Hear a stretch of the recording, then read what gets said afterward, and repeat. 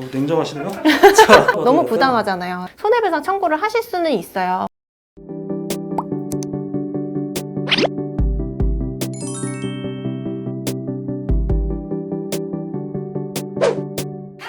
네, 안녕하세요. 저는 부동산 전문으로 하고 있는 김예린 변호사입니다. 지금 법무법인 정양에 소속되어 있습니다.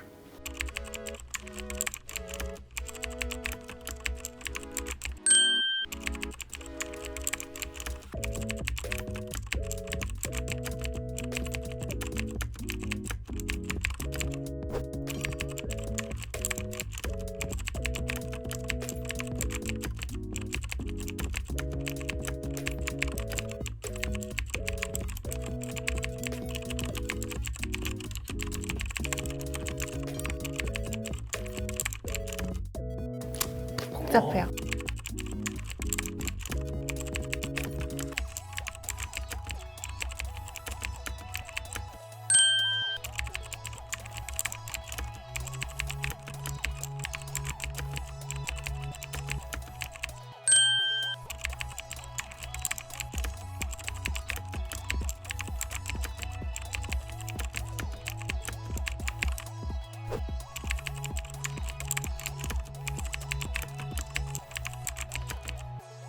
계약 만료 1개월 전까지 임대인에게 아무런 연락이 없었다.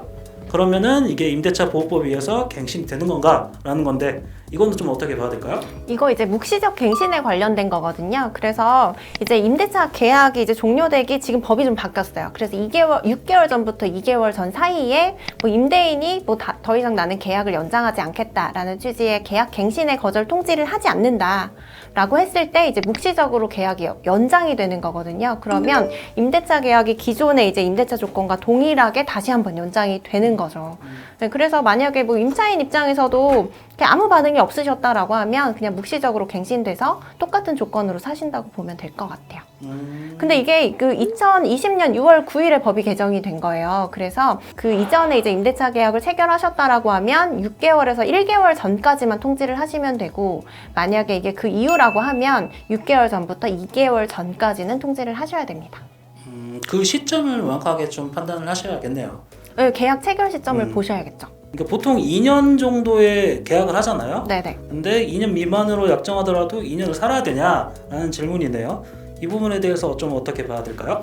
근데 주택임대차보호법에 보면은 이제 그 2년 미만으로 정한 이제 임대차 계약 같은 경우에는 뭐 2년으로 기간을 보도록 되어 있어요. 그런데 이 주택임대차보호법이라는 거는 사실 임차인 보호를 위해서 만들어진 법이거든요. 그래서 임대차 계약을 만약에 1년으로 했다라고 했을 때 임대인은 뭐 1년 만에 끝난다 이렇게 주장할 수가 없지만 임차인 입장에서는 1년만 주장하셔도 됩니다. 그래서 1년만 살고 나가시거나 아니면 2년 다 주장해서 2년 사셔도 되는 거죠.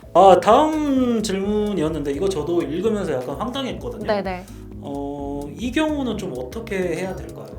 이게 좀 복잡해요. 왜냐면은 계약 해지를 할 수 있는 요건이랑 그리고 묵시적 갱신을 거절할 수 있는 요건이 조금 달라서 이게 법원에서도 판단이 한 차례 이루어진 적은 있는데요. 첫 번째로 계약 해지랑 관련해서 보면 민법에 있어요. 그래서 2기의 차임액을 이제 연체한 때 총 밀린 월세가 2달치 월세가 돼야 되는 거죠. 그랬을 때 이제 계약을 해지할 수가 있거든요, 임대인이. 근데 해지라는 거는 임대인이 임차인한테 계약 해지하겠다라는 의사표시를 해야만 가능해요.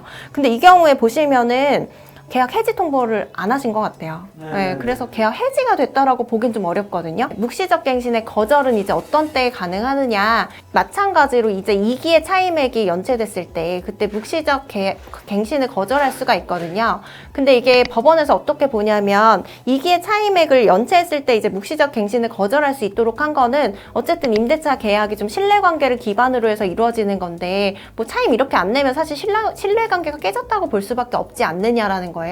그래서 묵시적 갱신을 거절할 수 있다는 거거든요. 그래서 이 경우에는 그럼 묵시적 갱신을 거절할 수는 있으시겠죠. 근데 다만 기간이 문제겠죠. 그러니까 끝나기 6개월 전부터 2개월 전 사이에 통지를 하셨다면 그러면 가능한데, 제가 봤을 때는 아무것도 안 하신 것 같아요. 그러면 계약이 연장됐다고 보셔야겠죠. 네. 임대인 입장에서 굉장히 그래서 밀리면 바로 이게 그러니까 만약에 해지하실 거라면 바로 통지하셔야 되는데 그냥 계시면 안 돼요. 이게 그 해지라는 건 사실 의사표시가 도달을 해야지 임차인한테 그래야 되는 거라서. 네, 조치를 하셔야죠. 이 경우에는 임대인과 임차인의 약간 갑과 을의 관계가 바뀐 것 같은 느낌이네요. 네, 그래서 이거 임차인은 법을 굉장히 잘 알고 계신 분인 것 같아요. 이게 수리를 제가 임차인이 직접 하고 청구하는 게 가능하다고 말씀을 하셨는데 네. 그 부분에 대해서 좀 설명을 부탁드릴게요. 이 민법에는 임차인이 어쨌든 비용상환 청구권이라는 게 있어요. 임대인한테 행사할 수 있는 권리인데 이게 필요비랑 유익비로 나뉘거든요. 근데 필요비라는 거는 뭐냐면 임대차 목적물의 뭐 수리 같은데 그 보존을 위해서 이제 드리는 비용. 예를 들어서 뭐 아까 말씀하신 것처럼 누수가 발생했다던가 아니면 뭐 보일러가 고장났다던가 이런 경우에는 사실 필요비라고 봐야겠죠. 그래서 이런 필요비가 발생했을 때 뭐 임대인한테 먼저 이제 청구를 하겠지만 안 고쳐준다라고 했을 때는 그 임차인이 그냥 고치고 수리비 청구할 수 있습니다.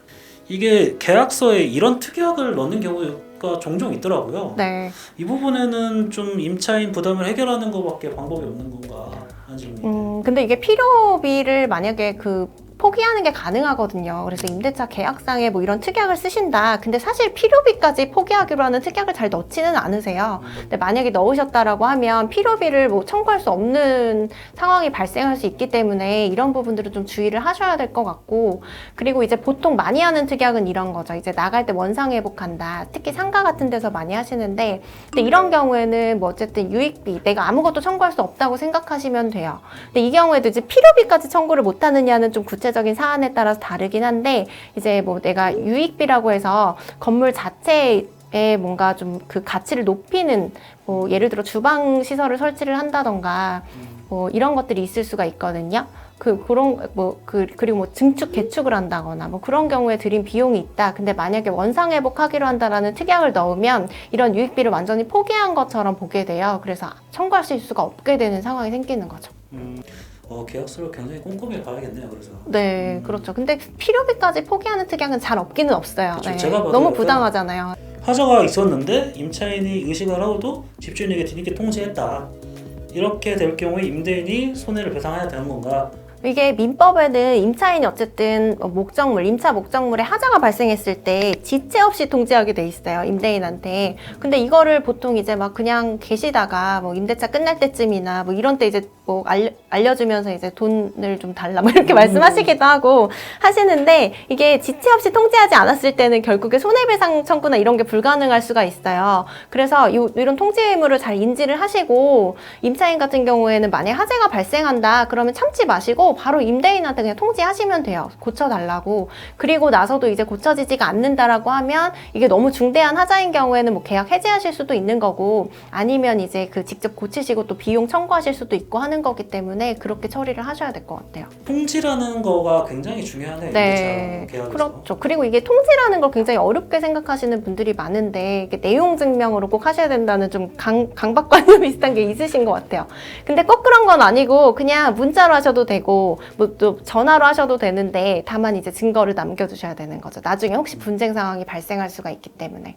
임차주택에 문제가 있어서 집주인이 수리를 해줬는데 수리기간 주택을 이용하지 않아도 차임을 지급해야 되는 건가? 그 임대인은 원래 이제 임대차 목적물을 임차인이 정상적으로 사용 수익할 수 있게 해야 될 의무가 있어요. 그렇기 때문에 이게 그 임대인이 어쨌든 의무를 불이행해서 지금 임차인이 집에 하자가 발생해서 지금 임차 목적물에 들어가서 못 산다거나 뭐 제대로 사용 수익 못 하는 거잖아요. 그러면 그 범위 내에서 이제 차임 지급을 거절할 수가 있는데, 완전히 이제 들어가서 살 수가 없는 상황이다라고 하면 차임 지급 거절을 전부 다 하시면 되고, 아니면 뭐 일부는 사용할 수 있는데 뭐 일부 하자가 있어서 좀 사용에 불편을 겪는다라고 했을 때는 그 범위 내에서 뭐 차임을 좀 지급을 뭐 거절한다거나 그렇게 하실 수가 있는 거죠. 약간 여기서 파생된 질문인데, 네. 지금 원래 예를 들어서 뭐 원룸을 계약을 했는데 원룸 네. 수리 때문에 살지 못하는 경우에 딴 데 나가서 살아야 되는 네, 거잖아요. 네. 그랬을 때 뭐 집주인에게 또 요구할 수 있는 게 혹시 있을까요?